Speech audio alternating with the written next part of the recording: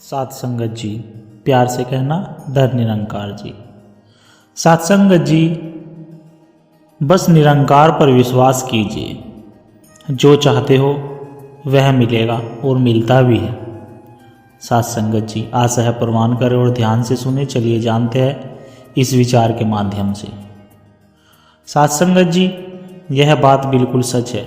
बड़े नसीब वाले होते हैं जिनके सर पर पिता का हाथ होता है। उनकी सारी जिद पूरी हो जाती है क्योंकि उनके साथ पिता होता है। सात संगत जी, एक बड़ी छोटी सी कहानी आज मैं आपको सुनाता हूँ। एक बिजनेसमैन की, जिनके पास बहुत सारा पैसा था, जिन्होंने अपने बेटे को पाल पोस कर खुद बड़ा किया था। सात संगत जी, क्योंकि उनकी पत्नी का देहांत हो गया था। पैसा तो बहुत था उनके पास, लेकिन एक स्त्री का स्पर्श, उसका प्रेम, उसका होना, वह जो सिर्फ महसूस किया जा सकता है, वह नहीं था। तो सात संगत जी, उन्होंने बेटे को ही अपना संसार बना लिया। बच्चा पढ़ाई में बहुत अच्छा था। एक दिन बेटा घर आया और आकर बोला कि पापा, अगर मैंने इस बार कॉलेज में टॉप किया फाइनल एग्जाम में, तो आप मुझे क्या दिलाओगे? ध्यान दीजिए सात संगत जी, यह सिर्फ एक गाड़ी की बात नहीं थी। यह संवाद है एक पिता और पुत्र के बीच का, प्रेम की प्रतीक्षा, स्वीकृति की चाह और शायद वैलिडेशन की प्यासी आत्मा की। पिताजी ने कहा, बताओ तुम्हें क्या चाहिए? तो उसने कहा कि पापा, अपने शहर में वह महंगा शोरूम खुला है ना, महंगी कार वाला, सबसे लग्जरी कार आई है। अपने शहर में मुझे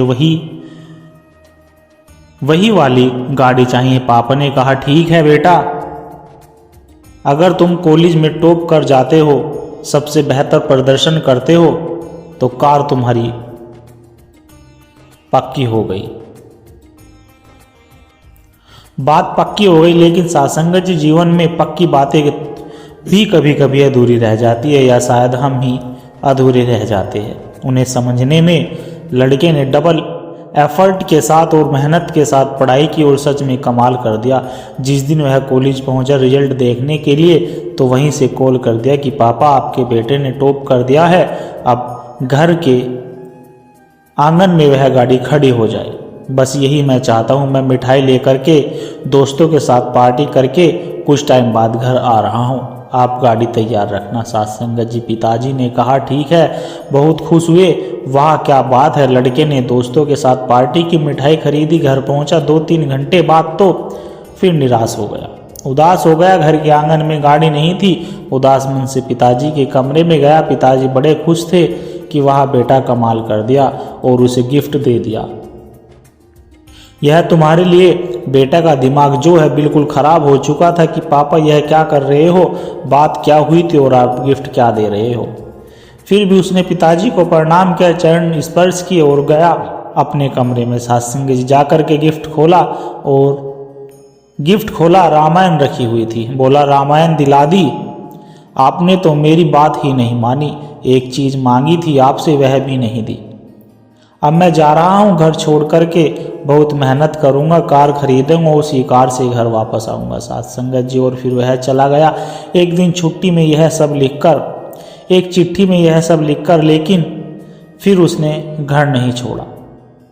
एक रिश्ता छूट गया। एक मौन भाषा जो बाप की आंखों में थी, वह छूट गई वह भावना जो शब्दों में कभी नहीं कही जा सकती थी। सात संगत जी, लड़का चला गया, घर छोड़ करके दूसरे शहर में चला गया, नौकरी करने लगा। धीरे धीरे अपने स्किल्स को बढ़ाता चला गया। छोटा सा एक बिजनेस शुरू कर दिया। कमाल होने लगा सात संगत जी उसके साथ, और लड़के ने एक दिन फाइनली वह कार खरीद ली जो पिताजी से गिफ्ट चाहता था।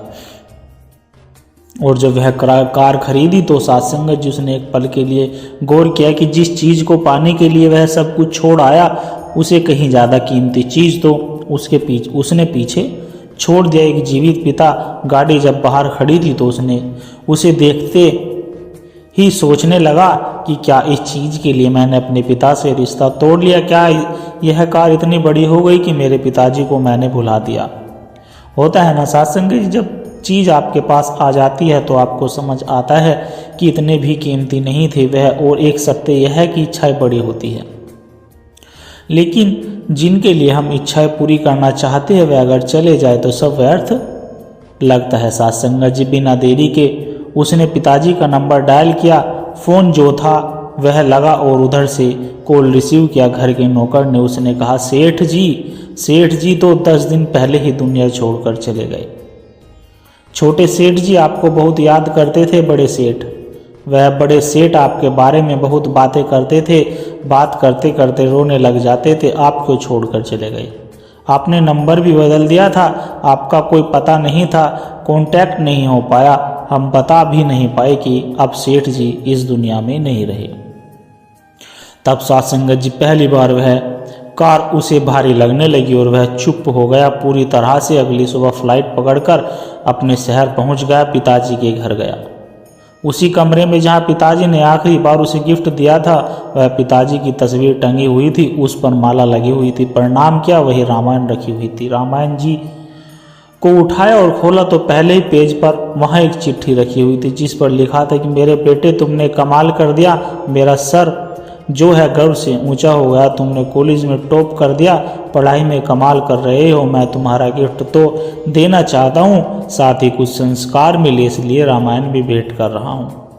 और तभी एक लिफाफा सरक कर नीचे गिरा। सत्संगत जी तो लिफाफा खोला तो उसमें कार की चाबी थी और पेमेंट कर दिया गया था।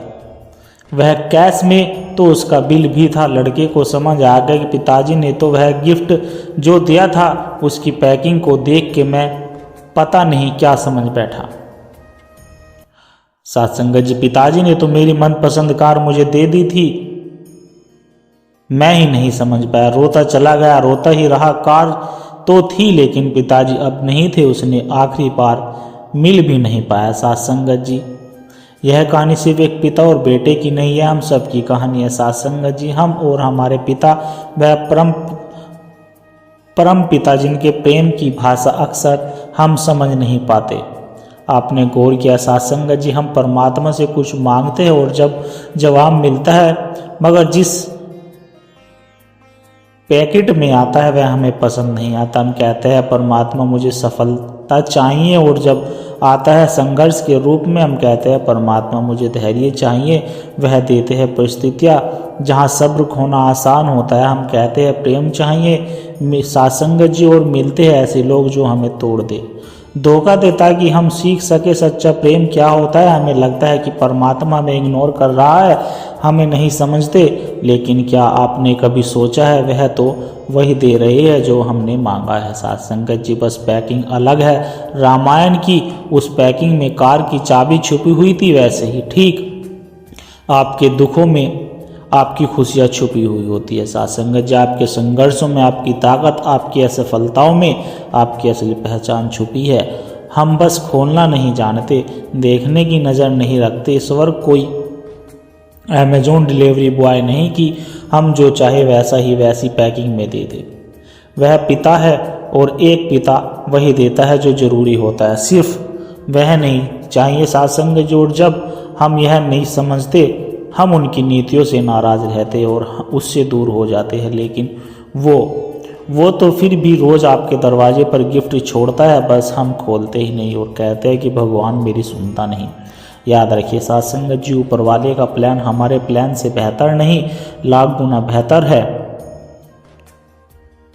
तो सत्संगत जी, अगली बार जब जिंदगी कुछ गलत पैकिंग में कुछ थमा दे तो बस खोल कर देखिए तो सही कि क्या पता अंदर आपके मनचाही चाबी रखी हो, क्या पता आपने जो मांगा वही आपको स्पीकिंग के रूप में मिला हो। खोल कर देखिए तो सही सत्संगत जी। अगर कहने में दास की कोई त्रुटि हुई हो, समझाने में कोई भूल चूक हो गई हो, या कोई शब्द जो नहीं कहना चाहिए था वह कह दिया हो, तो सत्संगत जी दास को क्षमा कर देना सत्संगत जी। और सत्संगत जी, आप जी के चरणों में दास की एक छोटी सी अरदास और है सत्संगत जी।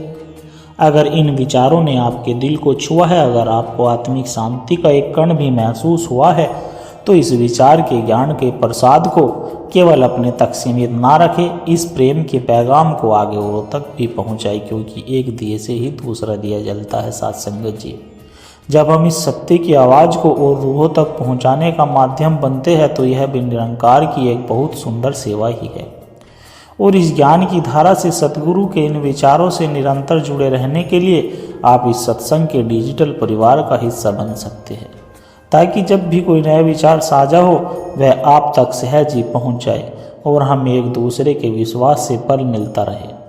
सतगुरु हम सबकी है छोटी छोटी सेवाएं स्वीकार करे। साथ संगत जी, प्यार से कहना धन निरंकार जी। आशा करता हूँ साथ संगत जी दास के द्वारा कहे विचार आप सभी संतों को अच्छे जरूर लगे होंगे। अगर अच्छे लगे हो तो वीडियो को लाइक करें, शेयर करें, कमेंट बॉक्स में धन निरंकार जी लिखकर अपने विचार साझा जरूर करें और दास के चैनल को भी सब्सक्राइब जरूर कर ले। साथ संगत जी, दास को आशीर्वाद दे हर रोज आप जी के चरणों में ऐसे ही सुंदर सुंदर प्रेरणादायक कहानी विचार लेकर आता रहूं। साथ संगत जी, प्यार से कहना धन निरंकार।